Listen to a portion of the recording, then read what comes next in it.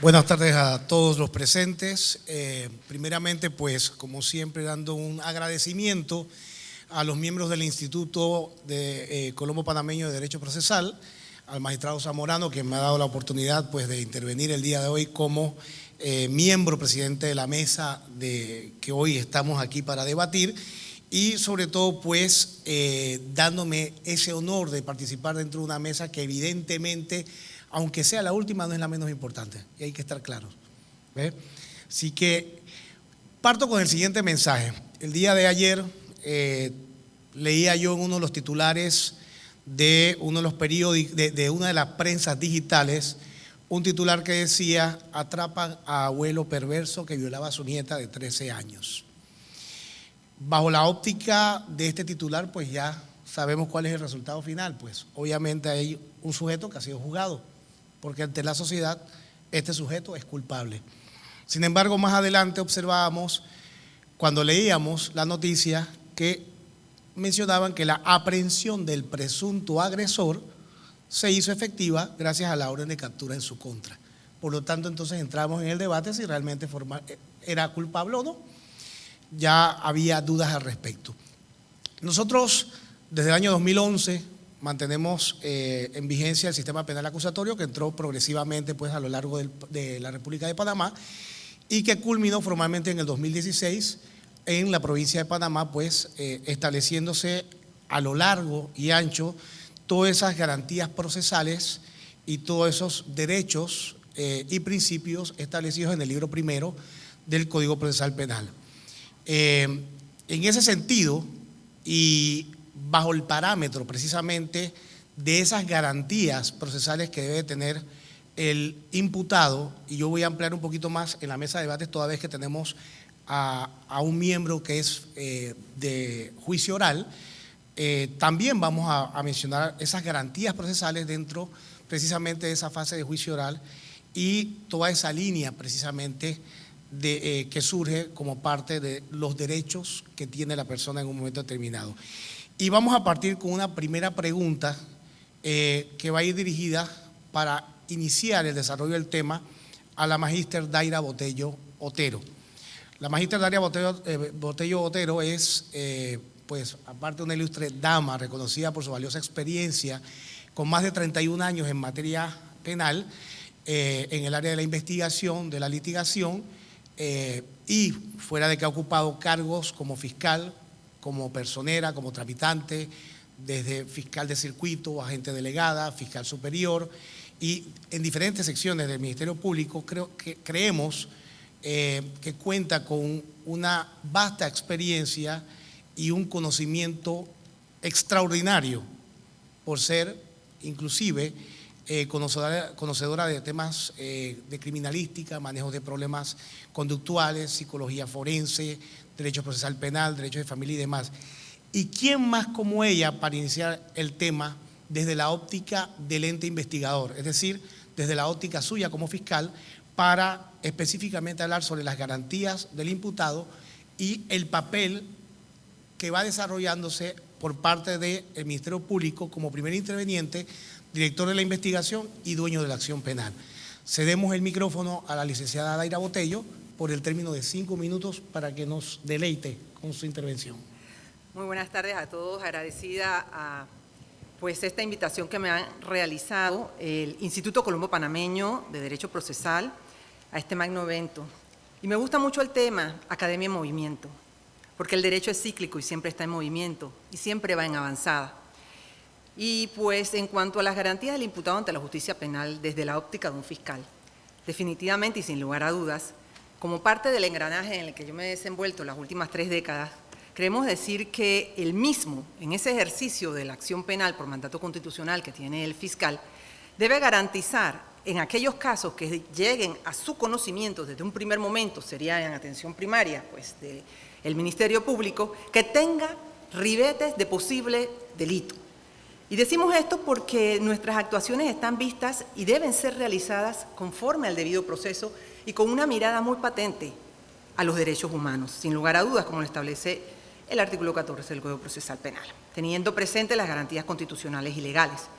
No olvidemos que estas garantías las mantiene toda persona, no solo desde el momento en que es imputado, sino desde el momento que es denunciado, querellado y el momento que alguien lo menciona dentro de una investigación.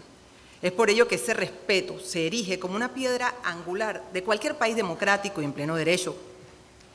En este sistema adversarial del sistema penal acusatorio, el imputado cobra vital relevancia. Tiene garantías que son inalienables y que no pueden ser dejadas de lado por el fiscal que investiga desde un primer momento. En ese sentido, no olvidemos que desde el momento en que es aprendido, ya sea por un tema policial, ya sea por un 235, que es una orden de autoridad competente, tiene derecho, y ahí vemos, a tener un abogado. Desde las instancias policiales, porque muchas veces se indica a que tiene que ir al Ministerio Público, pero es que desde las instancias policiales tiene ese derecho de compartir, de tener una defensa efectiva y eficaz, como lo establece el artículo 8 de la Convención de Derechos Humanos.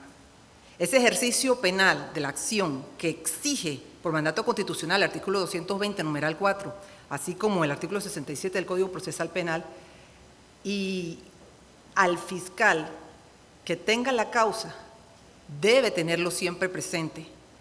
Es una piedra angular del sistema, la investigación. El que tiene la carga para probar es el fiscal. El que debe ir y gestionar todos los actos de investigación en una carpeta penal es el fiscal. Luego de eso, ¿cómo hacer una investigación si no se tiene presente el debido proceso que establece el artículo 32 de la Constitución Nacional? Y se dice cuál es el procedimiento que debemos llevar cada uno de los entes, en este caso, llámese fiscal superior, fiscal adjunto, fiscal de circuito, personero, todos aquellos, y esto incluye a nuestro equipo de apoyo dentro de una investigación, en cada decisión que gestionemos. Luego entonces, cuando nosotros hablamos de una garantía que tiene el imputado, no es solo cuando es formalmente imputado, sino desde el momento en que entra dentro del engranaje judicial. Es por ello que las garantías se tratan de una delimitación del derecho que tiene una persona y que debe ser fundamentada, ya sea a través de una resolución debidamente notificada, explicada, motivada, como se habló hace algunos momentos.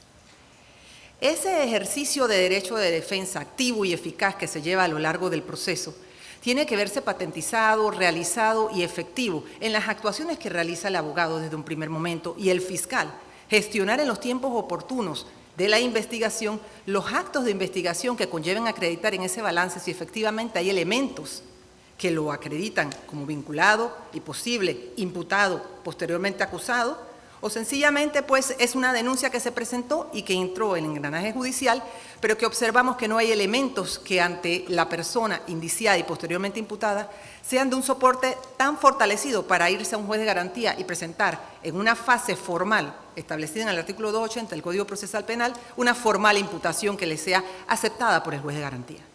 Durante este trayecto que hemos realizado no podemos dejar de lado algo muy importante, que es la presunción de inocencia. El ejemplo que se ha puesto al inicio por parte del licenciado Bonet nos deja patentizado que quien lee, que no conoce el derecho, entiende que hay un grado de culpabilidad en alguna actuación. No obstante lo anterior, la presunción de inocencia solo se resquebraja cuando hay una sentencia en firme y irrecurrible, y esto ni siquiera ha ocurrido. Luego entonces todos los administradores de justicia, pero sobre todo los operadores del Ministerio Público, el cual yo represento, tenemos siempre presente en cada uno de nuestros actos la obligación, el respeto a las garantías que tiene cada persona imputada. El derecho a tener un abogado, la presunción de inocencia, los derechos humanos que mantienen, el derecho a ser escuchado, a presentar elementos al contradictorio, a recurrir a esa doble instancia. Y no podemos dejarlo de lado. El Ministerio Público hace un gran trabajo, y no es porque yo trabaje desde hace 3 décadas en él, pero he podido ver en esta juventud acumulada institucional que tenemos cómo ha ido evolucionando. Y seguimos en ese camino para lograr que eso, ese equilibrio y esa igualdad se mantenga. El fiscal tiene una gran labor, como dijo pues el licenciado que nos antecedió en la palabra, Quintero, cuando dijo, y el licenciado Saúl, en el tema del archivo, cómo buscar ese equilibrio. No es tan fácil. El defensor hace todos los actos en beneficio de su representado. El abogado de la víctima, igualmente. El fiscal tiene que buscar un equilibrio y en ese principio de objetividad, realizar todos los actos necesarios para acreditar si hay una vinculación o no y pasar a las próximas fases. Luego entonces, viendo que ya tienen el micrófono, entiendo que ya aparecieron mis 5 minutos. Gracias. Vale, un fuerte aplauso. Damos un fuerte aplauso, bueno, ya lo dimos. Definitivamente, luego de la ponencia de la licenciada Daira Botello, pues alguien tiene que controlar las acciones precisamente por parte del Ministerio Público para precisamente servir de tutor de esas garantías procesales por parte no solamente del imputado, debemos ser claros, también por parte de la víctima. Y en ese sentido tenemos la figura del juez de garantías, que a lo largo del proceso pues debe su nombre precisamente a esa función de tutela que ejerce precisamente en esa situación. Para ello tenemos, para la siguiente intervención tenemos al magistrado Eric Alberto Vergara Gordón. El magistrado Eric Alberto Vergara Gordón cuenta con 23 años de experiencia en el órgano judicial. Es magistrado de la Sala Transitoria del Segundo Tribunal de Justicia, juez de garantías del Segundo Circuito Judicial del Sistema Penal Acusatorio, capacitador del Instituto de la Judicatura de Panamá, doctor César Quintero, y de la Escuela Judicial del Ministerio Público, doctora Clara González de Beringer, quien ha sido parte activa de la implementación del Sistema Penal Acusatorio y también es miembro del Instituto Colombo Panameño de Derecho Procesal. Nosotros tenemos una pregunta fundamental, honorable magistrado, de acuerdo a la ponencia realizada por la magíster Botello, y es precisamente cómo, cumpliendo ese ejercicio de la tutela de las garantías del imputado, se ejerce ese control horizontal y ese control de forma al momento de que una persona es llevada ante el juez de garantías. Muy bien, primero que todo, muchas gracias. Buenas tardes a todos y todas. Bienvenidos a esta mesa redonda.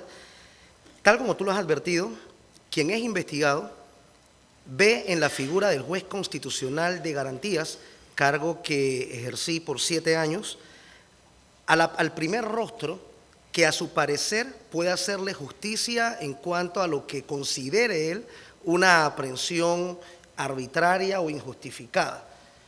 En el juez de garantía observa a la administración de justicia recta que puede ponerle de alguna forma un freno a los actos de investigación no propios del Ministerio Público y que de esta manera puedan asegurar que se desahoguen de manera correcta las líneas de investigación por parte del ente que está llamado de manera constitucional a investigar los delitos y contravenciones. Quiero partir de ese punto porque el control se ejerce en acto de audiencia, se hace por control horizontal de las partes, cuando obviamente ese defensor hace las consideraciones ante el tribunal de que se ha violentado algún derecho o alguna garantía en cuanto a su representado. Hemos escuchado a la fiscal indicar que el derecho de defensa se ejerce desde el primer acto de investigación en contra de una persona. Y eso tiene que ver desde las instancias policiales. En la actualidad se están dando muchos controles en cuanto a lo que son afectaciones de derechos por parte de personas privadas de libertad, puesto por control del abogado defensor, cuando se mantiene la aprehensión de 24 horas para ponerlo a disposición del juez de garantía, luego de una aprehensión en flagrancia, luego de una aprehensión por un 235, lo cierto es que esta persona investigada es llevada a un centro de aprehensión preliminar y en muchas ocasiones no se les permite, que es la información que dan los abogados defensores, no se les permite la comunicación efectiva con su abogado defensor. Obviamente eso quebranta el derecho de defensa porque el abogado pretende en ese acto de control de solicitudes múltiples llevar también información de calidad ante el juez de garantía que pueda minimizar los hechos sobre los cuales descansa la imputación de su representado. Y precisamente porque la imputación, más allá de ser, como lo indica el artículo 280, la comunicación de los hechos sobre los cuales descansa la investigación y que lo vincula a la comisión de un hecho delictivo, la imputación tiene consecuencias. Y esas consecuencias obviamente son la imposición de medidas cautelares personales o medidas cautelares reales, por lo cual ese abogado defensor requiere de la comunicación ininterrumpida la comunicación efectiva con su patrocinado para poder llevar esos elementos ante el juez de garantía. Algo que también llama la atención y quiero tocarlo acá es el control que ejercen los defensores cuando los imputados no son llevados presencialmente a los actos de audiencia.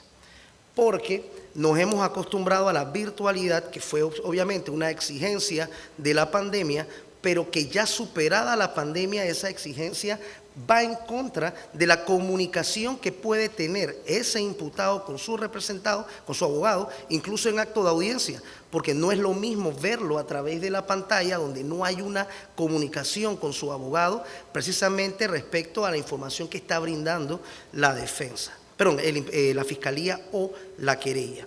Y eso es algo que también llama la atención del tribunal, porque en ocasiones se agendan audiencias de vulneración de derechos que descansan en afectaciones físicas o de salud, y a través de la pantalla eso es algo que no se puede observar.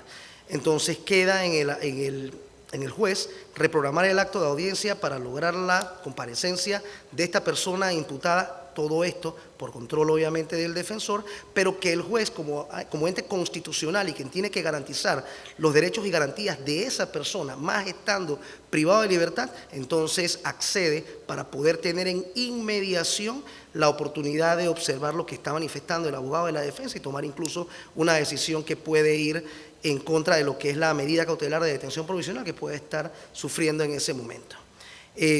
Ajustándome a lo que es el tiempo, entonces dejo en este momento mi participación para permitir que el resto de la mesa participe y espero mi segunda vuelta. Gracias, magistrado Eric. Definitivamente, pues, el magistrado Eric nos acaba de abrir precisamente la puerta a otro de los actores importantes, que es el defensor, y que precisamente juega un papel importante en el control precisamente de las garantías que tiene el imputado dentro del proceso.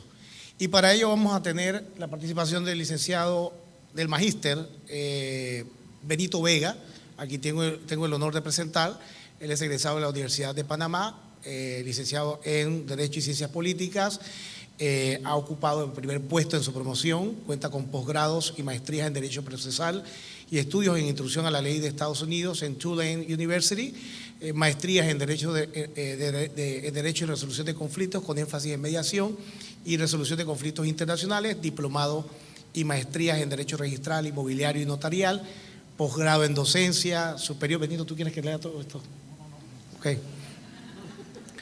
Entonces, siendo así, queremos darle el micrófono pues por igual tiempo, 5 minutos, para que el licenciado Benito Vega nos ilustre precisamente sobre aquellos temas que, si bien es cierto, han sido planteados por nuestros expositores anteriores, tienen algo muy importante que debatir, y es precisamente en relación a el papel que desempeña ese defensor y si se cumplen con precisamente ese respeto a las garantías cuando un fiscal, por ejemplo, solicita una medida cautelar y el juez la impone. Muy buenas tardes a todo el público presente, a los miembros de la mesa principal.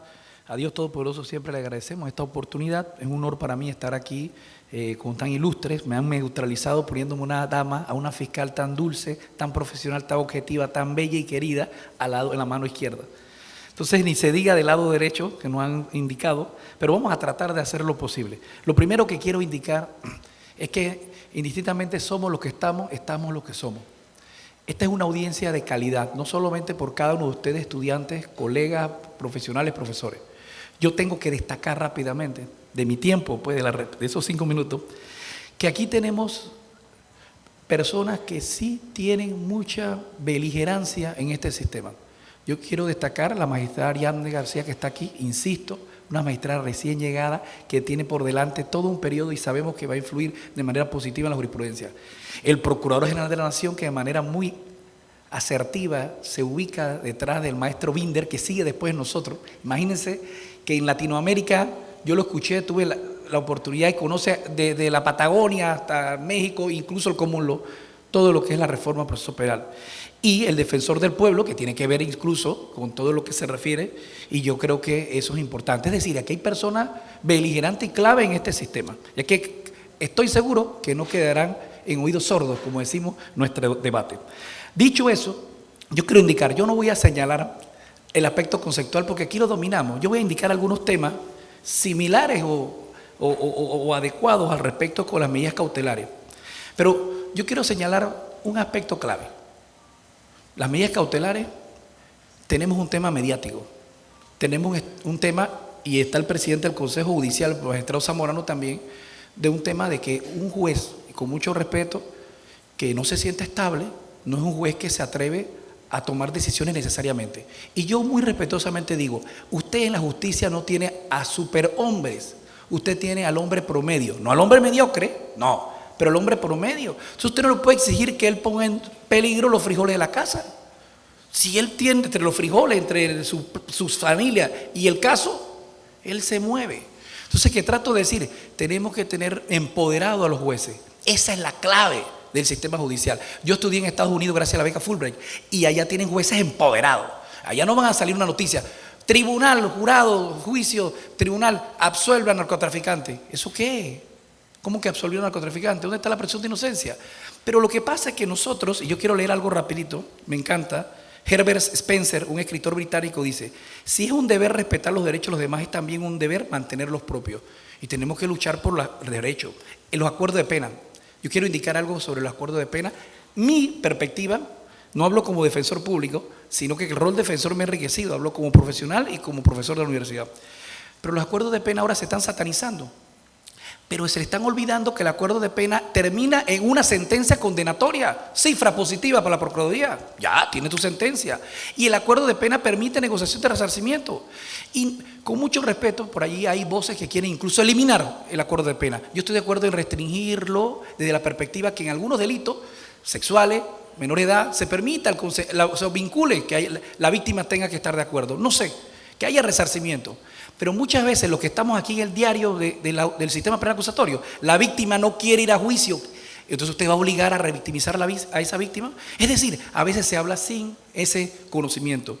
El acuerdo de pena también, señores, tiene un aspecto importante con esa presión mediática. ¿Qué trato de decir? Tenemos que cuidar el sistema y el derecho de las personas que ignoran esto y que lo atacan sin saber. Y nos toca ser valientes y decirle: usted ha hecho una audiencia de validación de acuerdo, usted ha hecho un juicio, usted ha hecho una audiencia de medida cautelar. Entonces todo el mundo da buenas ideas, pero no sabe de qué está hablando.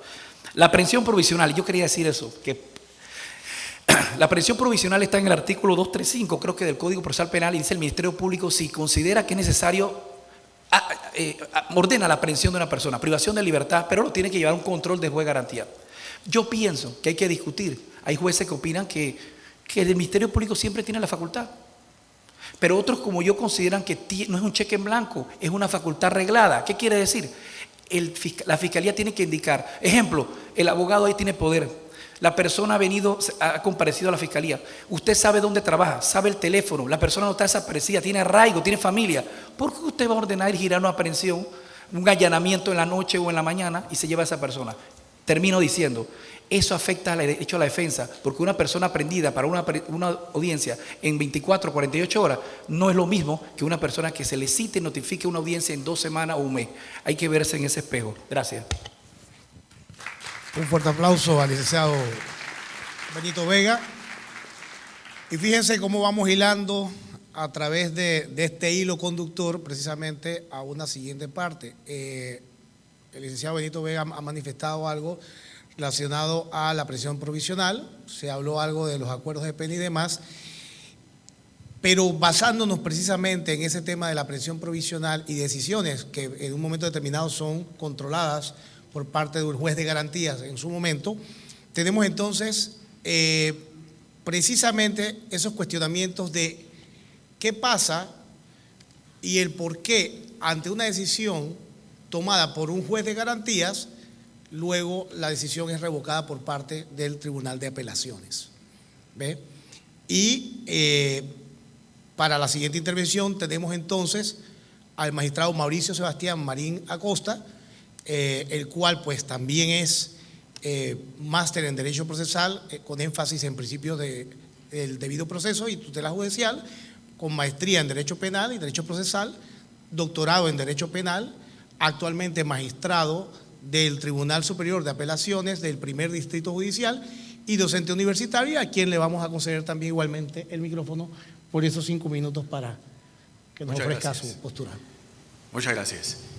En primer lugar, quiero agradecer al profesor y magistrado Abel Augusto Zamorano por la invitación que nos has hecho en esta tarde para compartir con ustedes algunas experiencias y conocimientos en torno a la pregunta que nos acaba de hacer nuestro director de mesa. Agradecer la presencia del señor procurador Javier Caraballo, del señor defensor del pueblo, el ilustrísimo doctor Alberto Binder, que se me acaba de mover. Bien, maestro Bonet, me ha puesto la situación difícil,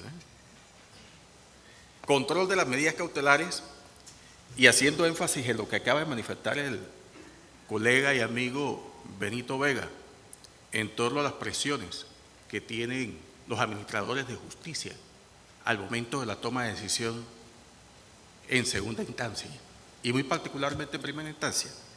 Debo señalar lo siguiente: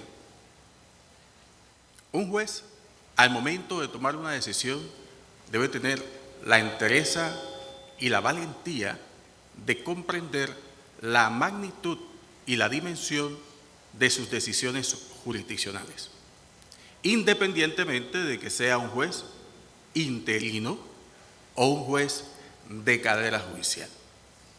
Mucho se ha dicho en torno a las presiones que ejerce la comunidad y sobre todo los medios de comunicación social en torno a las posibles decisiones de los jueces en materia de medidas cautelares personales. Y ni qué decir y ni qué hablar en torno a las decisiones que resuelven el fondo del proceso penal. El juez no debe ser temeroso, el juez no debe ser pusilánime. Un juez temeroso de la opinión pública simple y sencillamente debe tomar su maleta y dedicarse a otra área del derecho. El juez tiene que ser valiente. Lo acaba de manifestar nuestro compañero de mesa, Benito Vega. En esa dirección, la Constitución y la ley obligan al juzgador a aplicar, cumplir y hacer cumplir la Constitución y la ley. Y en ese sentido, en segunda instancia, también se dice que la mayoría de las decisiones de los jueces de garantías son revocadas por lo menos los tribunales superiores de apelaciones, por ese temor que sienten los jueces a la opinión pública. Yo debo manifestar que esto no es así. No es así. Simple y sencillamente porque el mismo modelo de gestión de oralidad permite que las partes presenten sus argumentos en oralidad. Y estos argumentos pueden estar presentados de buena y de mala manera. Y al ser presentados de buena manera, entonces el Tribunal de Garantías no tiene otra opción que decretar cumplidos los requisitos de cautelaridad exigidos por los artículos 222, 227 y 237 del Código de Procedimiento Penal. Y en segunda instancia, por lo general, nosotros confirmamos. Pero ¿qué sucede cuando nosotros no hemos confirmado la decisión y la revocamos, aplicando medidas cautelares personales distintas a la detención provisional? Esto acontece por dos aspectos fundamentales. En primer lugar, simple y llanamente porque la información de calidad de quien está llamado a requerir al juez de garantías la aplicación de una medida cautelar de carácter personal, como la detención provisional, no fue hecha en cumplimiento, vuelvo y repito, de los requerimientos previstos en los artículos 222, 227 y 237 del Código de Procedimiento Penal. Otras veces porque la motivación utilizada por el juez no fue lo suficientemente adecuada para justificar la imposición de la más grave de las medidas cautelares personales, que como ustedes saben, la detención provisional es excepcional. Es la última medida cautelar a imponer y sobre esa dirección entonces nosotros revocamos las medidas cautelares que han venido en grado de apelación. Quiero cerrar manifestando que el juez independiente, de acuerdo al Código de Ética Judicial, es aquel juez que a través de sus comportamientos y actitudes pone de manifiesto que en el ejercicio de su función jurisdiccional sus decisiones no están basadas en interferencias externas ni internas. Y para la protección de estas posibles interferencias, la Ley de Carrera Judicial nos tiene una herramienta instrumental de mucha importancia, que es el amparo de protección a la independencia judicial. Son mis palabras. Muchas gracias. Muchas gracias, magistrado Mauricio, por su intervención. Bueno, yo voy a manifestar también un agradecimiento precisamente a ese público que se encuentra en estos momentos y al Procurador General de la Nación también que se encuentra aquí y que no lo había visto, había obviado precisamente ese saludo cordial. Hemos pasado por la fase de investigación, hemos pasado por esa fase previa y que nos va encaminando precisamente a la parte más definitoria de la situación jurídica de la persona que hasta una fase del proceso se conoce como imputado, pero que la ampliamos ahora y precisamente a partir de ahora la vamos a llamar acusado. Y para ello tenemos al magistrado Dimas Manuel Moreno Rodríguez, juez de juicio oral, quien es profesional de Derecho, cuenta con maestría en docencia superior, maestría en Derecho Procesal, con mención en los principios constitucionales que fundamentan el sistema acusatorio, diplomado en sistemas procesales modernos, con especial énfasis en el sistema procesal acusatorio, posgrado de especialización en investigación y prueba en el proceso penal, en la Universidad de Castilla de la Mancha, Toledo, España, maestría en Derecho Procesal, maestría ejecutiva de Administración de Instituciones de Justicia, profesor de Derecho y actualmente juez de juicio oral. No se me quedó nada por fuera, ¿no? Ok. Luego de haber observado y de pues, haber escuchado a nuestros expositores previos en los temas de las fases anteriores, tenemos entonces la fase del juicio oral, que vendría siendo, como tal lo dije, pues el resolver la situación jurídica por parte del imputado y en donde el juez también ejerce un control, el tribunal de juicio oral ejerce un control. Y para ello entonces le consultamos al honorable magistrado cuál es el papel del juicio oral, del tribunal de juicio oral, perdón, en el control de las garantías del acusado durante esta etapa del proceso. Muy buenas tardes, señor presidente de la mesa y al resto de los colegas que me acompañan. Igualmente, mi respeto a todo el auditorio que nos acompaña esta tarde y mi agradecimiento a la Junta Directiva del Instituto Colombo Panameño de Derecho Procesal por brindarme la oportunidad de participar en este grandioso evento académico que nos reúne en estos días en la ciudad de Panamá. Yo he escuchado a los que han hecho uso de la palabra expresar ciertos términos, debido proceso, presunción de inocencia, juzgamiento en un plano de igualdad y estricta legalidad, derecho a no autoincriminarse en distintas fases del proceso.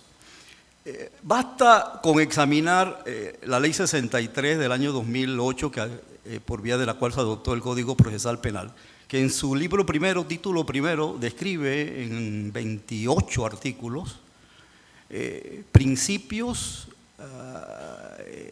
reglas y garantías fundamentales. Es decir, nos orienta para los efectos de definir sobre qué estructura está cimentado todas esas reglas de juzgamiento penal. Y efectivamente nos habla de fases, fase preliminar, la fase de investigación, la fase intermedia y la fase de juicio oral. Yo integro el Tribunal de Juicio Oral en la actualidad de la provincia de Chiriquí y el artículo 358 del Código Procesal Penal empieza señalando que es la parte fundamental del juicio, es la parte más importante y es sin duda alguna así es. Y yo me pregunto si cuando un juez de garantía, al momento de emitir un auto de enjuiciamiento en contra de un imputado, luego de que el Ministerio Público formule acusación, y decide que se identifican los presupuestos para que se eleve la causa a un tribunal de juicio oral, se nos pregunta si esa presunción de inocencia se debilita, si hay alguna afectación en cuanto a ese pronunciamiento preliminar de un juez de garantía. Cuando la causa la recibe un tribunal de juicio, es en principio para definir si la persona que ya ha resultado acusada por parte de la representación de la sociedad es o no culpable de un hecho delictivo. En mi opinión, mantiene esa garantía fundamental de la presunción de inocencia, mantiene esos principios que deben observarse en el debate. Incluso al inicio de la audiencia oral, al inicio de la vista oral, se le hace la observación al acusado. Usted tiene garantías constitucionales y convencionales que deben respetarse. Usted continúa siendo considerado una persona bajo la premisa de presunción de inocencia, hasta que un tribunal de justicia, conforme con las reglas del debido proceso, emite una sentencia desfavorable, emite una sentencia condenatoria, lo declare responsable y esa sentencia quede ejecutoriada, quede en firme. Y se entienda que ha sido vencida esa presunción de inocencia. Yo tengo esa orientación como integrante de ese tribunal. Estamos juzgando a una persona que continúa siendo, presumiéndose inocente, conforme con los principios y garantías constitucionales y procesales contempladas no solamente en el Código Procesal Penal, sino además en la Constitución Política de la República de Panamá y en los tratados y convenios internacionales ratificados por la República de Panamá. Tiene derecho incluso a guardar silencio.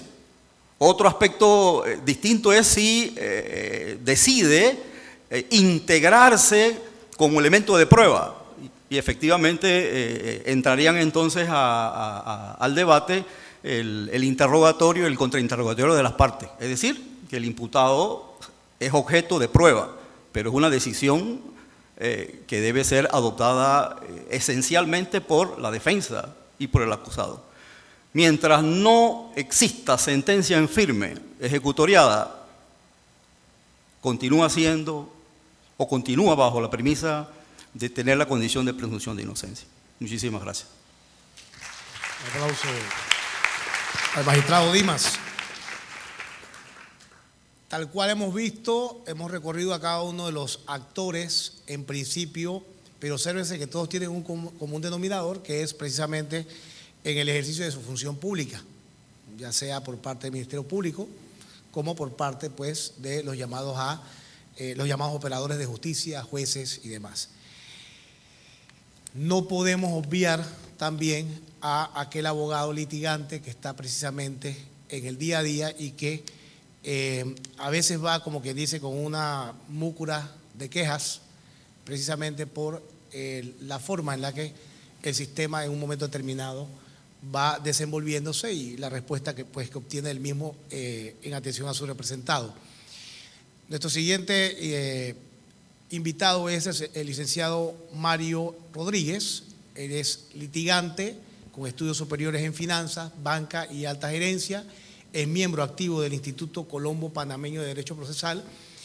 Y luego de haber escuchado las distintas ponencias, nosotros le hacemos la pregunta formalmente para que nos permita conocer su experiencia en cuanto a precisamente el ejercicio y esa pelea fehaciente del día a día para que se le respeten precisamente las garantías al procesado en su ejercicio como penalista y abogado litigante en el área privada.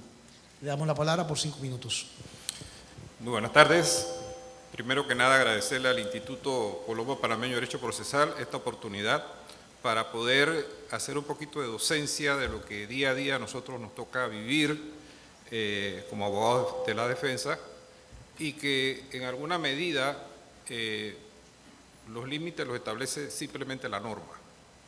Nosotros no vamos a pelear con ningún funcionario, ni mucho menos, al contrario, reconocemos el esfuerzo.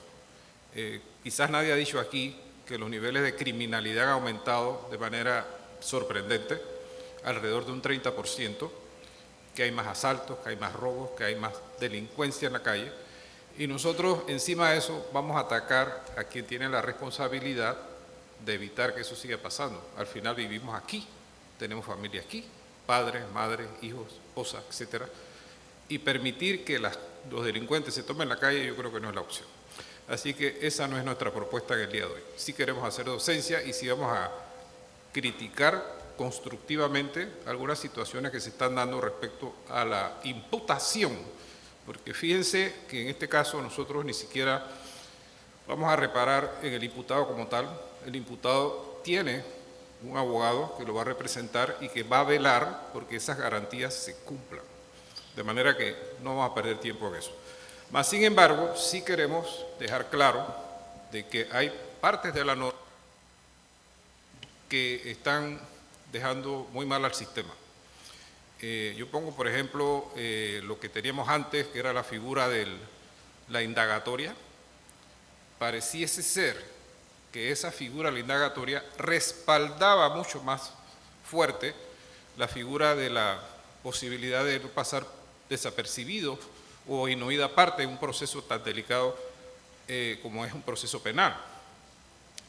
Vemos aquí gente que nos llevan a pasear por toda la ciudad, esposados, a ponerse a órdenes de un juez. Empieza la corredera porque el Ministerio Público tiene una responsabilidad respecto a poner precisamente a esa persona a órdenes de la autoridad correspondiente, presentarse allá con muchas veces casi nada, pero que el término le establece a esos funcionarios la obligación de llegar allá y ante el juez hacer una solicitud que tiene que ser probada. Entonces, ¿con qué la prueban? Con indicios, con elementos provisionales muchas veces, que al final no dan fe o no dan razón de la situación realmente, procesalmente hablando, de esa persona que ha sido llevada ante un juez. Entonces, es quizá una de las cosas por las que nosotros entendemos la situación del Ministerio Público, pero que tampoco nos podemos manifestar de manera aprobatoria en cuanto a los métodos que se utilizan muchas veces. Todavía tenemos un Ministerio Público que copia mucho a los funcionarios de la policía, y muchas veces vemos escritos, informes de la policía que llegan hasta los más altos niveles de decisión, cuando se pudiese haber dado la posibilidad de una investigación, aunque sea un poquito más superficial, que garantice de alguna manera de que esa persona primero tiene un vínculo con un supuesto hecho punible.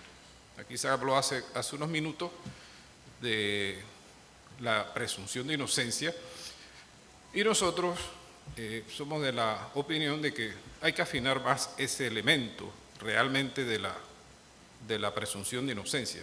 En algunos casos no se respeta.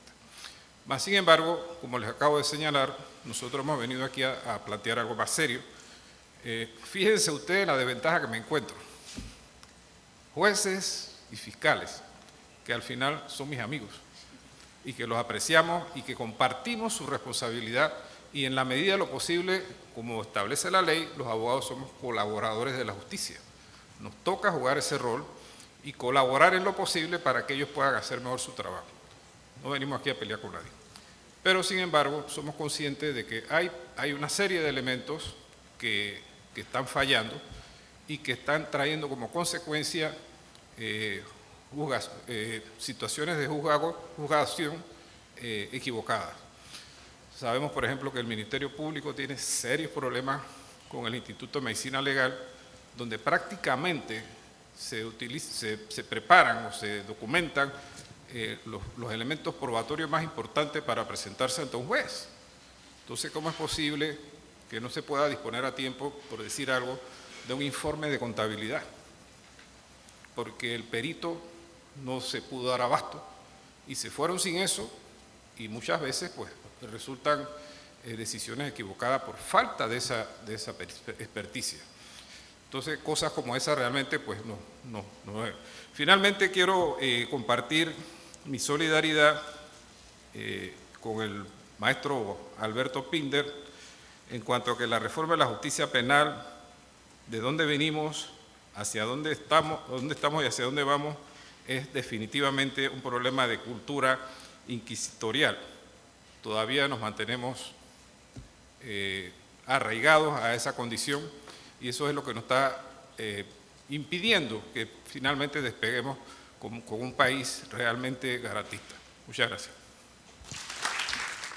Muchas gracias, colega Mario Rodríguez. Y tenemos a alguien por ahí que estuvo esta mañana precisamente en la mesa, pero que todavía no le doy la palabra. Todavía lo voy a mantener ahí para que cierre formalmente al final del debate, porque todavía nos falta una segunda ronda donde él precisamente va a establecer precisamente el cierre del eje central de este pequeño debate que tenemos el día de hoy. Y venimos a la siguiente fase de 3 minutos para que, pues precisamente, en el mismo orden tratemos de dar pequeñas respuestas a aquellos aspectos planteados por cualquiera de los intervinientes en un momento determinado. Y le damos la palabra nuevamente a la licenciada Daira Botello. Sí, como venía señalando sobre las garantías del imputado, ciertamente existe la fase no formal y la fase formal posteriormente que se va ante el juez de garantía con el propósito de comunicarle a esta persona que se ha iniciado una investigación formal en su contra y se activan una serie de escenarios que son propios de la persona imputada.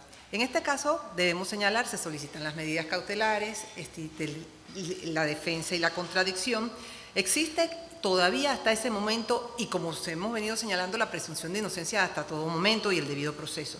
Pero es importante señalar que dentro de todo ese escenario existe un tema muy importante que es el derecho de recurrir, la garantía de oponerse a alguna decisión que considere que va en contra de su beneficio, en contra del derecho que le asiste de tener una libertad ambulatoria en todo el sentido. También es importante que una vez que esta persona ha sido imputada formalmente ante el juez de garantía, tiene unos derechos, entre ellos pues se abre la cobertura a los métodos alternos que han sido tocados, uno de ellos aquí, que es pues el derecho del acuerdo de pena, a ser escuchado y a activar todo ese engranaje de la participación de elementos probatorios que considere que hacen un ejercicio dentro de su defensa. Y ese ser escuchado no es solo ser escuchado ante un juez de garantía. Ese ser escuchado tiene que ser escuchado en todo momento, como dijimos, desde la fase en que se encuentra ante un escenario policial y ante la investigación. Es por eso que puede rendir una entrevista, pero ese escuchado tiene que ser con todas las garantías, con su abogado al lado, previamente gestionado todo ese ejercicio de una defensa efectiva y eficaz, para poder que cuando rinda la entrevista dentro de la Fiscalía pueda tener esa garantía de que lo que está diciendo no vaya a incurrir o autoincriminarse, sino aclarar, ilustrar a ese fiscal que está haciendo una investigación objetiva con ese paralelo necesario para arribar a la necesidad de cuál va a ser la decisión que va a tomar. Desde esa perspectiva no podemos dejar de lado lo que se ha estado tocando. El Ministerio Público trabaja con mucha fortaleza cada uno de sus casos, gestiona cada una de las investigaciones que tiene a su cargo y toma las decisiones en debido proceso y fundamentadas cada una de ellas. Es por eso que importante es señalar que cuando el Ministerio Público o el fiscal que realiza una investigación tiene desde el primer momento hasta el final los derechos humanos presentes. Sus decisiones son fundamentadas en el principio de motivación e igualmente son sustentadas ante los jueces de garantía y ante el Tribunal de Apelaciones y posteriormente ante el Tribunal de Juicio, siempre con la argumentación necesaria y con todos los escenarios jurídicos y fundamentados en los elementos acopiados de la investigación para tomar una decisión, ya sea como se dijo en la primera intervención, ajustada a derecho, ya sea como se dijo antes que empezáramos, un archivo, ya sea una acusación o un sobreseimiento o cualquier actuación de un método alterno que se pueda gestionar. Pero los derechos son propios, inalienables y son por todo el proceso hasta que éste finalice, y eso incluye hasta la etapa de cumplimiento que no se ha tocado, pero que es importante señalar que no se dejan de lado esos derechos constitucionales que tiene toda persona sancionada después de ser condenada en una sentencia firme, y no podemos olvidar ese escenario tan importante porque nos hemos escenado en la fase de investigación, pero ese imputado pasa, y ya que se tocó juicio, a la fase de cumplimiento, donde también sus derechos y garantías se mantienen hasta el final de cumplimiento de su pena. Gracias. Muchas gracias, licenciada Botello. Licenciado Eric Vergara. Sí, muchas gracias. Voy a partir de lo que conversaban hace unos instantes en cuanto a la medida cautelar que impone un juez de garantía en audiencia de solicitudes múltiples. Como lo indica el magistrado Mauricio Marín, ciertamente el juez actúa conforme a derecho. Para una decisión de calidad requiere información de calidad por las partes intervinientes, y obviamente quien persigue la acción penal es el fiscal. Quien puede solicitar una medida grave como la detención provisional, según el Código de Procedimiento, es el fiscal. Por lo cual, ante el juez de garantía se observa la existencia de requisitos idóneos para imponer medidas cautelares personales, y en ese mismo sentido los riesgos procesales al que hace referencia el artículo 227. El juez tiene que ser, primero que todo, tiene que ser no solamente valiente, el juez tiene que conocer el derecho, el juez tiene que tener el convencimiento y tiene que tener la facilidad para expresarse y motivar su decisión en oralidad conforme a la decisión que tome, y partiendo del hecho de que entiende que el artículo 12 del Código de Procedimiento Penal establece que las medidas cautelares son provisionales y que el artículo 222 indica que efectivamente la medida cautelar de detención provisional es la última a imponer. Como juez de garantía, y tomando en cuenta también el punto de lo que es la imputación, es importante también señalar que la nueva línea en cuanto a investigación con respeto precisamente al control de convencionalidad es la investigación con perspectiva de género, a fin de que se pueda establecer cuando una mujer es quien es el producto de la investigación, que se pueda determinar más allá de la ocurrencia del hecho y la vinculación in situ, cuáles son los factores que de pronto han motivado a esta persona a verse involucrada en ese hecho. Lo digo de esta manera porque mantengo estadísticas de enero del 2021 a mayo del 2023 en cuanto a detenciones, y hay 436 mujeres detenidas, de las cuales 138 han sido condenadas por delitos relacionados con drogas, en donde esa línea de investigación del Ministerio Público, que además debe ser objetiva y que de acuerdo a lo que es la Convención de CEDAW y el comité que establece las recomendaciones, debe llevar esa línea de seguimiento en cuanto a qué factores también rodean a esa mujer para verse involucrada en estos hechos. Si tiene familia, si tiene... mira, un delito bastante, y voy a tomarme unos segundos más, delitos como la introducción de drogas en centros penitenciarios, cuando se observa claramente que dentro del penal se encuentra la pareja de esta dama, y precisamente esta conducta está fuertemente castigada en el Código Penal, por lo cual se hace necesario una investigación más profunda para poder determinar qué llevó a esta persona a cometer ese hecho, si se vio incluso forzada por quien se encontraba adentro para hacerla llevar esta droga, porque a veces ni siquiera es mucha sustancia, sino la que puede introducir dentro de sus genitales o que puede llevar consigo en su ropa. Situaciones como lo que es el delito de posesión ilegal de armas de fuego, en donde dentro de un vehículo hay varias personas y se observa que quien tiene el arma es la dama, y así teniendo otra persona, porque lo hemos visto, teniendo otra persona varón dentro del vehículo, quien tiene incluso oficios de conducción ante la autoridad relacionados con delitos con armas, entonces se le pide también la detención a la fémina solamente por el hecho de que a ella o debajo de su asiento se encontró el arma.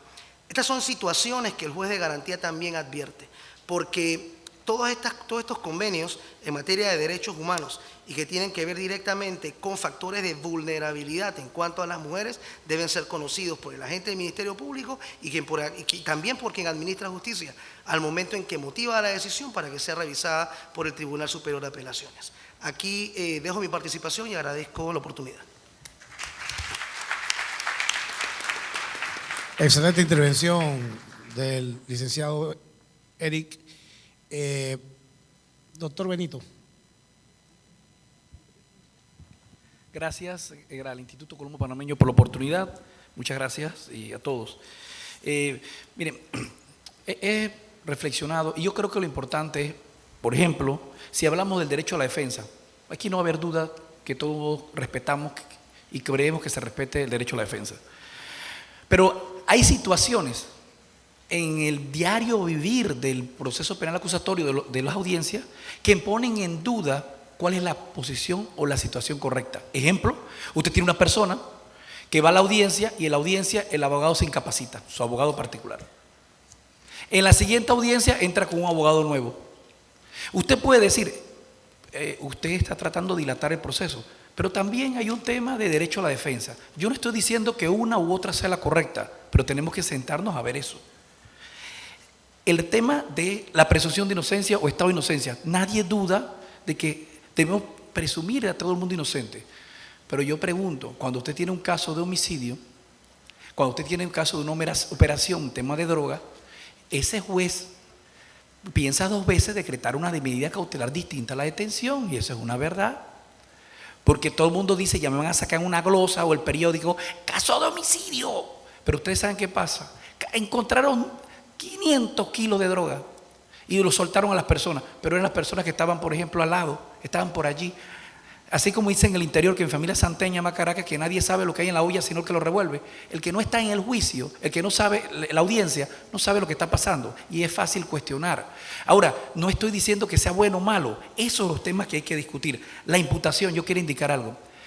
Dice que antes decían que un vaso de agua y una indagatoria no se le negaba a nadie.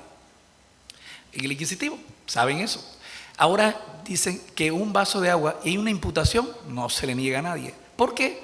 Porque es la comunicación que tiene que estar bien descabellada la imputación para que un juez diga, la declaro no presentada. Si no, el juez dice separación de funciones, acción penal, y yo le soy sincero, yo soy defensor, pero soy objetivo. Si usted, el Ministerio Público, le dice, tienes que traer más elementos de convicción para empezar la investigación, le estás coartando, lo estás matando. No, yo también estoy claro. Pero ojo, ¿dónde el juez entonces equilibra? En las medidas cautelares. Está bien, usted está imputando como homicidio porque usted tiene un olfato que le huele a que hay un homicidio. Está bien que la persona está vinculada. Está bien, pero la medida cautelar no me los va a detener. Eso es lo que me refiero. ¿Cómo llegamos nosotros a esos puntos? El tema del límite de tiempo de la audiencia. La justicia es un plazo razonable. Y por ahí está el presidente del Consejo Judicial. A los jueces dice que hay un tiempo pero es que cada caso es distinto. ¿Cómo usted va a juzgar a un juez que en 20 minutos, media hora, una hora saque un caso? Entonces, ¿qué pasa? El juez está pensando en el tiempo porque es humano. Y yo le digo, yo sí pido que hay que empoderar a los jueces. No hay que quedar, la justicia, la democracia no puede quedar simplemente en la buena voluntad y valentía de los jueces. Tiene que quedar en eso, porque es muy importante, y en herramientas necesarias para empoderar a los jueces, fiscales, todos los servidores judiciales. Tienen que estar empoderados. Termino solamente diciendo, yo sí creo con mucho respeto que discrepo con algunas opiniones en la mesa. Se requiere un juez con conocimiento, se requiere un fiscal con conocimiento, se requiere un defensor con conocimiento, pero también tiene que tener garantía y coraje para hacer lo que debe hacer, si no, en nada quedamos. Esa es mi opinión. Muchas gracias. Excelente intervención del licenciado Vega. Magistrado Mauricio Marín. Sí, bien, muchas gracias nuevamente. Mis saludos, Su Excelencia, magistrada Ariadne García. Se me quedó su saludo en el tintero. Mis disculpas. Bien, quiero refutar un poco el tema de la imputación. El ejercicio de la acción penal es propio del Ministerio Público por mandato constitucional y legal. No es una facultad del juez, mucho menos del defensor.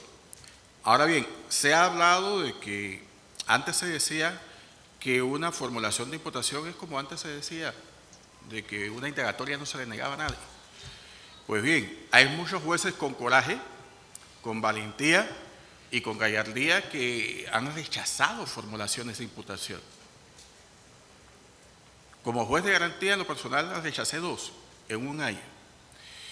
Y ya la Corte Suprema de Justicia se ha pronunciado sobre este aspecto en decisión de 28 de febrero del año 2020, entre muchas decisiones. Y ha dicho que el juez de garantías tiene que ser un verificador, tiene que realizar un análisis del cumplimiento de los requisitos previstos en el artículo 280 del Código de Procedimiento Penal para entonces decretar por formulada la imputación. De no cumplirse con estos requerimientos, el juez evidentemente tiene que cumplir su rol de control constitucional. Y al cumplir su rol de control constitucional, hace uso efectivo del mandato previsto, que es una obligación de todo juez imperativo, previsto en el numeral 1 del artículo 63 también del Código Procesal Penal, que consiste en rechazar las pretensiones impertinentes e inconducentes. Ese es el fundamento de derecho que tiene todo juez de garantías para los efectos de rechazar una formulación de imputación. No es un mero acto de comunicación, es un acto de comunicación sometido a control del juez de garantías. Obviamente, esto no impide que posteriormente el Ministerio Público pueda requerir nuevamente la formulación de imputación. Rápidamente quiero traer también a colación el tema del abuso del habeas corpus. El habeas corpus lo están pidiendo por todo y por nada. Ustedes no tienen idea de la cantidad de habeas corpus que nosotros tramitamos por turno. Y la mayor cantidad de habeas corpus que tramitamos por turno se deben a: no me fijaron fecha de audiencia para control de cumplimiento, no me fijaron audiencia de revisión de medida cautelar, o simplemente porque el fiscal ordenó una aprehensión provisional basada en el artículo 235. Evidentemente que el Ministerio Público tiene esta potestad constitucional y legal de ordenar este tipo de aprehensiones, y también tiene un mandato constitucional de motivar esta resolución de orden de aprehensión. A veces se quiere interponer el habeas corpus antes de la audiencia de control de garantías, es decir, dentro del plazo de las 48 horas, cuando la persona ha sido privada de su libertad. Yo siento que efectivamente este control de aprehensión debe darse en sede de legalidad, en virtud del principio de constitucionalización del proceso previsto en el artículo 3 del Código de Procedimiento Penal, y ese es el escenario pertinente para ese debate. Distinta situación es el uso del habeas corpus preventivo cuando la persona no ha sido privada de libertad, y se debe analizar en sede constitucional esta amenaza a la privación de libertad que se entiende por parte del que presenta la acción constitucional que es contraria a lo que establece la Constitución y la ley. Mis palabras. Muchas gracias, magistrado. Magistrado Dimas Moreno. Sí, 3 minutos. Muy bien, concluido el debate oral en la fase tan importante que es la fase de juicio, yo pondero que se mantienen las garantías fundamentales del imputado ante el tribunal colegiado. ¿Sí? Y no es sino después de ese debate oral en el que el acusado puede renunciar al derecho de guardar silencio y plantear que está interesado en aportar su versión a los hechos. Lo único que se hace es la advertencia de que frente a ese panorama es sometido al interrogatorio y el contrainterrogatorio de todas las partes, Ministerio Público, defensa y querellante. Y no es sino al final del debate en el que, conforme con esas garantías en el que se ha desarrollado toda la audiencia, todo el juicio oral, ese tribunal colegiado debe adoptar una decisión y plantearse las pruebas introducidas por el Ministerio Público, las pruebas introducidas por la querella de haberse constituido, las pruebas introducidas por la defensa producen convicción con respecto a la teoría del caso de cada una de las partes intervinientes. Esa es la pregunta Ese es el planteamiento que el Tribunal de Juicio define en horas, en minutos incluso, dependiendo de la complejidad de la causa una vez concluye el debate. Pero yo sigo identificando que esa estructura de garantías, reglas y principios sobre la cual se sustenta las reglas de enjuiciamiento penal en la República de Panamá se mantienen, incluso más allá de una decisión de condena, ¿sí? O una decisión de no culpabilidad, atendiendo los medios recursivos que establece el propio código.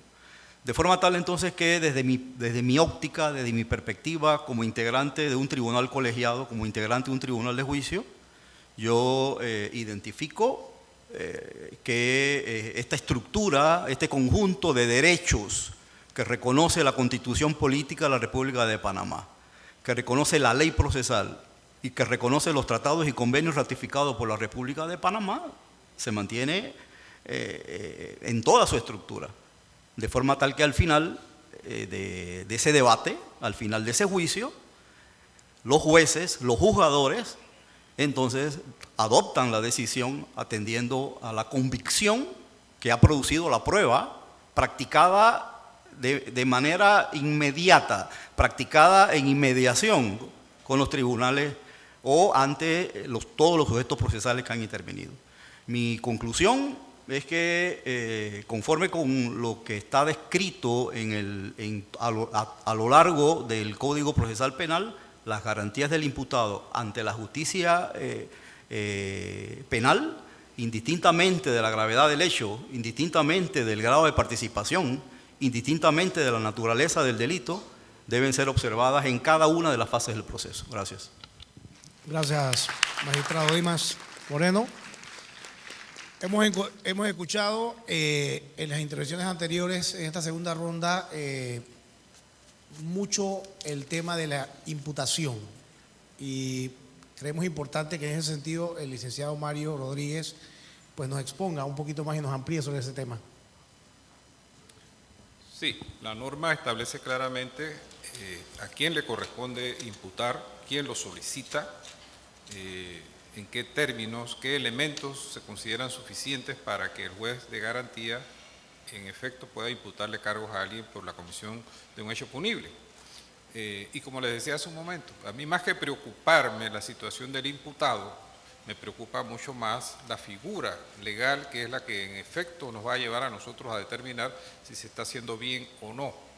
El imputado siempre va a tener un abogado que mal que bien entrenado va a pelear por esos derechos, esas garantías que tiene su cliente. De manera que eso siento que es algo que es el día a día, y lo otro, pues definitivamente que sí, nos dará un grado de permanencia en cuanto a lo que es procesalmente la evacuación de un proceso. Me preguntan, por ejemplo, ¿qué opinamos nosotros de una reimputación? Yo le preguntaba acá al colega magistrado que si él había visto eso antes, porque eso no existe.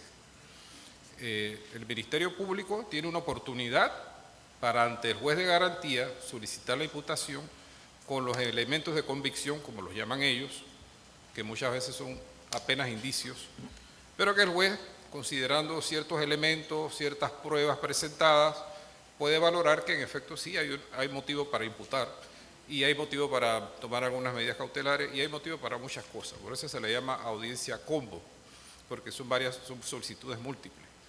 Pero pretender que porque se equivocó o porque le salió algo posteriormente, ahora yo, disculpe juez, que se me olvidó algo y voy a solicitar algo más. No, eso no es así. O sea, nosotros, miren, créanme, yo como abogado litigante me siento orgulloso del sistema judicial de nuestro país y jamás lo voy a atacar. Pero hay cosas que tenemos que entender, hay cosas que tenemos que prepararnos, entrenarnos. Una de las personas mayormente responsables de que nuestro sistema a veces tenga esas deficiencias son los propios colegas. Hay colegas que ni siquiera entienden todavía qué es el sistema penal acusatorio y se presentan ante un juez de garantía a reclamarle al juez que lo ayude a cobrar su honorario. Ha habido casos de eso, créanme. Entonces, frente a eso, yo creo que la responsabilidad es de todos. El ministerio hace su parte, con muchas dificultades, sobre todo de carácter presupuestario, igualmente el órgano judicial, pero nosotros también tenemos una responsabilidad. Y ha habido casos donde han habido colegas que han sido expulsados de la sala por incompetentes, ¿no? Entonces, yo creo que la responsabilidad es de todos. Cuidemos nuestro sistema, exijamos que se cumpla con la norma y punto. Vamos a estar todos bien. Muchas gracias. Gracias, colega Mario. Bueno, tuvimos esta mañana la oportunidad de escuchar al doctor Camilo Constantino Rivera y creo que sería un error de mi parte repetir su hoja de vida para restarle de esa forma entonces un tiempo de exposición que pudiésemos tener invaluable en estos momentos. Y en ese sentido, dolosamente, dentro de la tentativa dolosa de querer escucharlo, queremos saber sus conclusiones en relación al tema planteado en estos momentos dentro de esta mesa de debate.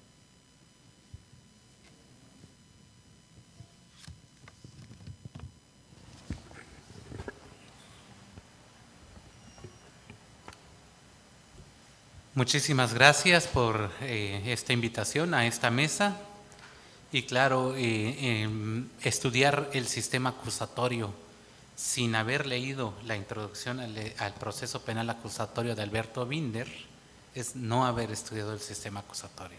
O sea, para mí, él es referente, cuando yo era estudiante de Derecho, fue el primer libro que leí del proceso penal acusatorio y me encantó.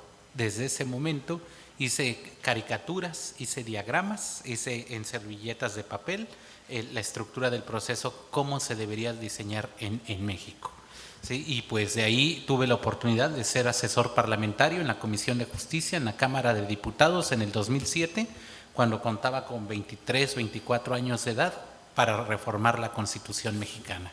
De ahí hemos tenido un desarrollo importante para la elaboración del Código Nacional de Procedimientos Penales y actualmente estamos impulsando el Código Penal Nacional en México porque nosotros tenemos un desastre.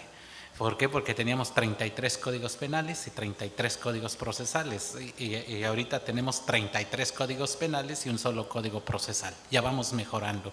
¿Sí? Al revés de Argentina, que tiene 24 códigos procesales y un solo código penal, nosotros tenemos un solo código procesal y 33 códigos penales. Entonces, por esa falacia de ese falso federalismo que nos arraiga tanto a México, Estados Unidos y los argentinos.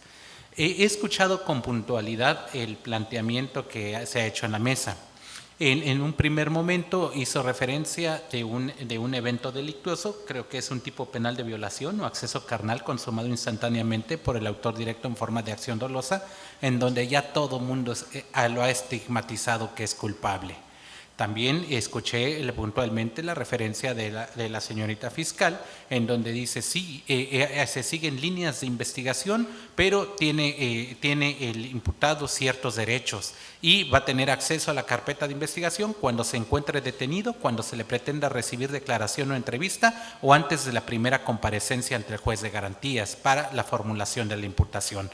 También hemos escuchado sobre el tema de las medidas cautelares o medidas de aseguramiento, pero fíjense algo muy importante, la cautela es después de la imputación, no antes, pero resulta que las medidas de protección para atender a la víctima no hay que esperar hasta la formulación de la imputación. Desde el mismo momento en que se tiene conocimiento de la noticia criminal, hay que aplicar medidas de protección preventivas, disciplinarias o económicas, restrictivas o privativas de libertad, medidas preventivas o de emergencia y también de naturaleza civil, algunas de carácter administrativo y algunas que deban requerir control judicial.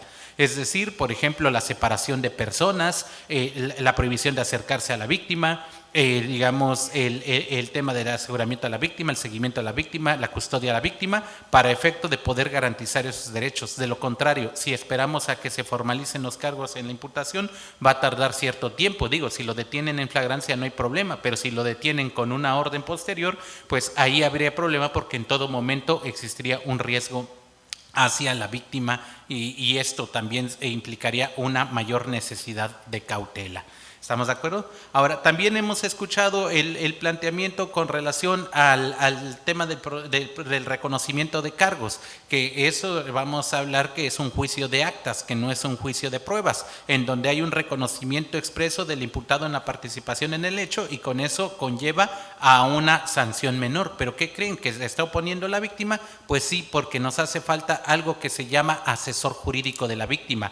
El asesor jurídico de la víctima representa los intereses de la víctima con independencia de los intereses que representa el fiscal, que propiamente representa al Estado. El asesor jurídico de la víctima o abogado victimal, él sí puede realizar todas las actuaciones relacionadas con la tutela de derechos de la propia víctima, incluso tendría derecho al habeas corpus con relación a la protección de los derechos de la víctima y no solamente en temas de reparación del daño, sino también en el seguimiento de la pretensión punitiva, porque vamos a suponer que el fiscal formula cargos de violación consumada instantáneamente por el autor directo en forma de acción dolosa y resulta que en el Código Penal existe un agravante por ser persona, niño, niña o adolescente.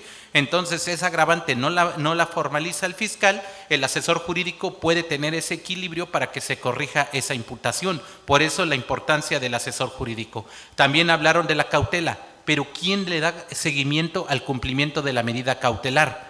Para eso se requiere algo que se llama unidad de servicios previos a juicio o unidad de medidas cautelares, en donde en el caso concreto el fiscal no le interesa dar seguimiento a una cautela, la defensa no va a estar cuidando a su cliente, los peritos no tienen tiempo, los policías apenas si pueden investigar o apenas si pueden realizar labores de proximidad, no van a tener tiempo para dar seguimiento al cumplimiento de la medida cautelar. Por eso es importante que sea un personal especializado quien realice el tema de un diagnóstico de riesgo procesal para evaluar si representa un peligro inminente hacia la víctima en la sociedad, si representa un peligro de obstaculización en el desarrollo de la investigación o del proceso, o si la persona pretende darse a la fuga. Y por otro lado, una vez decretada la medida cautelar diversa a la privativa de libertad, verificar que efectivamente se está dando cumplimiento a dicha medida, porque ahorita lo dejamos a la buena fe de las partes procesales. También dando seguimiento en la cuestión de la imputación. Efectivamente, la imputación es la comunicación que el fiscal le hace al imputado que se le sigue una investigación en su contra y que es necesario terminarla con una investigación complementaria y posteriormente la formulación de la acusación. Pero algo que sí es diferente en el sistema mexicano con relación al sistema panameño es que en México sí tenemos derecho de poder replicar la imputación. ¿Sí? Es decir, en un caso concreto, yo como fiscal le formulé, me voy a tardar 3 minutos más porque fueron 8 y me pusieron 5, ¿sí? En un caso concreto, a un secretario de Estado, yo le formulé imputación por enriquecimiento ilícito consumado permanentemente por el autor directo en forma de omisión simple dolosa, por 3 conductas. Primera conducta, hizo un pago de tarjeta de American Express por $20,000 en efectivo. Segunda conducta, compró un cuadro de arte por $30,000 y también lo pagó en efectivo. Y tercera conducta, tiene una transferencia electrónica a una cuenta suya en Estados Unidos por $300,000. ¿Sí? Así algo muy tranquilo, $350,000, que no se justifica con relación a ese incremento patrimonial. Esos son los cargos que yo le imputé. Aquí en Panamá le formulo cargos, le aplican medida cautelar, que seguramente va a ser la prisión preventiva porque ese es el populismo punitivo, porque es un exsecretario de Estado y porque es del partido contrario al que está en el poder. ¿Cierto o no? Entonces, corre traslado a la defensa y la defensa dice, una vez escuchados los cargos, fíjese que este secretario, con relación al cuadro, lo compró en el 2010, no lo compró en el 2014 como dice la Fiscalía. Segundo, con relación a los depósitos en efectivo, estos no exceden de las 100,000 balúas que exige el Código Penal, entonces eso no es delito. Y con relación al tercero, resulta que presentan una escritura donde dice que efectivamente esa transferencia electrónica deviene de una renuncia a derechos hereditarios a favor de su hermana. Su hermana le hizo la transferencia electrónica. Y eso se hace una vez escuchados los cargos, no esperar hasta el momento de la acusación y mucho menos en el juicio oral.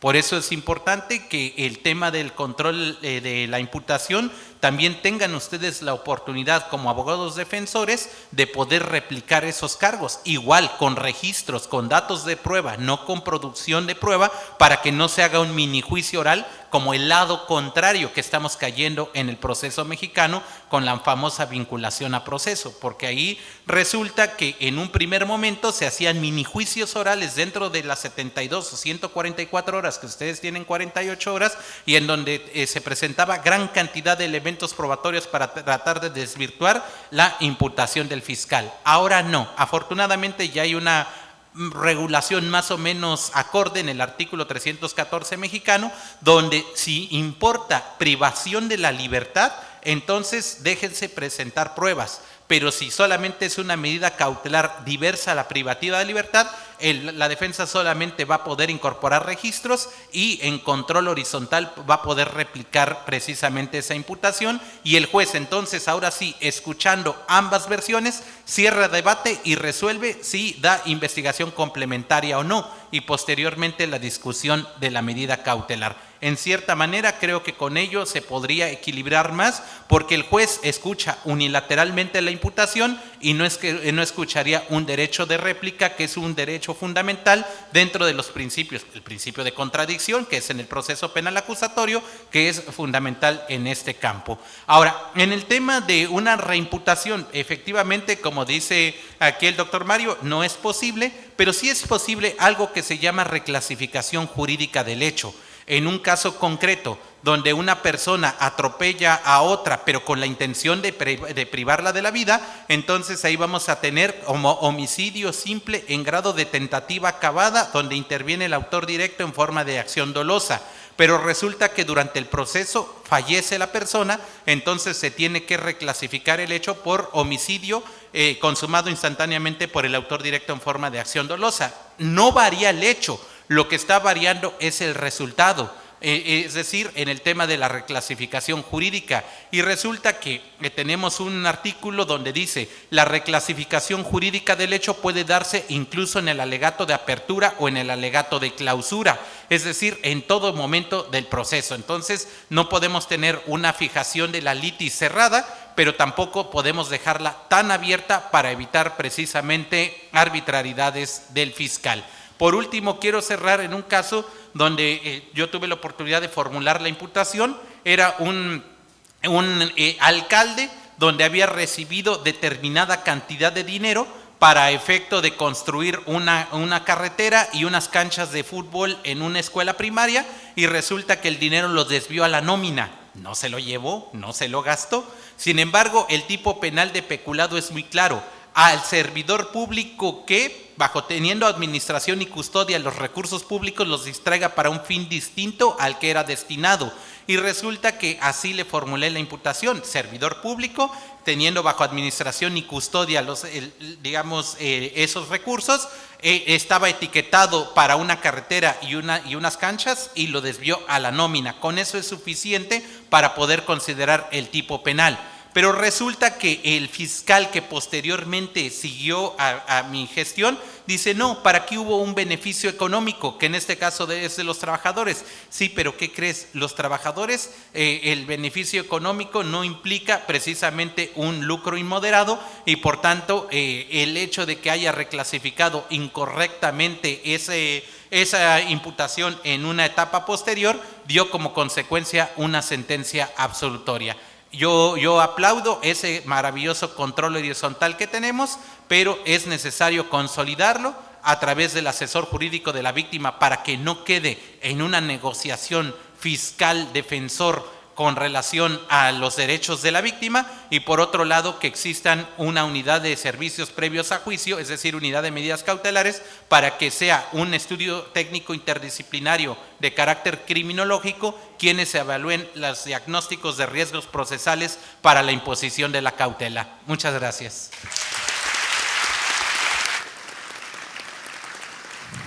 Muchas gracias, doctor Camilo Constantino.